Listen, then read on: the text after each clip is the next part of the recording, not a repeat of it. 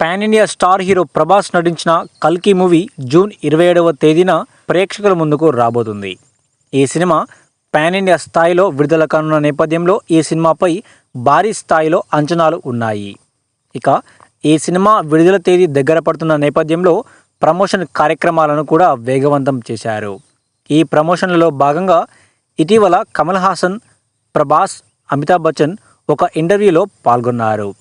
తాజాగా ఈ ఇంటర్వ్యూకి సంబంధించిన ఒక వీడియో విడుదల అయ్యింది.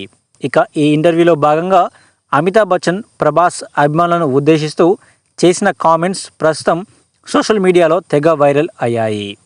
ఈయన ప్రభాస్ అభిమానులకు ఏకంగా క్షమాపణలు చెబుతూ చేసిన ఈ కామెంట్స్ సంచలనంగా మారాయి. ఈ సందర్భంగా అమితాబ్ బచ్చన్ మాట్లాడుతూ, ఈ సినిమా కథ చెప్పడం కోసం డైరెక్టర్ నాగశ్విన్ నా దగ్గరికి వచ్చినప్పుడు ఇందులో నా పాత్ర ప్రభాస్ పాత్ర ఎలా ఉంటుందో తెలియజేయడం కోసం కొన్ని ఫోటోలు నాకు చూపించారు. ఈ సినిమాలో నా పాత్ర ప్రభాస్ను కొట్టే పాత్ర అని అమితాబ్ బచ్చన్ తెలిపారు. అయితే సినిమా విడుదలైన తర్వాత నేను ప్రభాస్ని కొట్టడం చూసి అభిమానులు నన్ను ట్రోల్ చేయకండి, ఇలా ప్రభాస్ను కొట్టినందుకు అభిమానులకు క్షమాపణలు చెబుతున్నాను అంటూ అమితాబ్ బచ్చన్ కామెంట్లు చేశారు.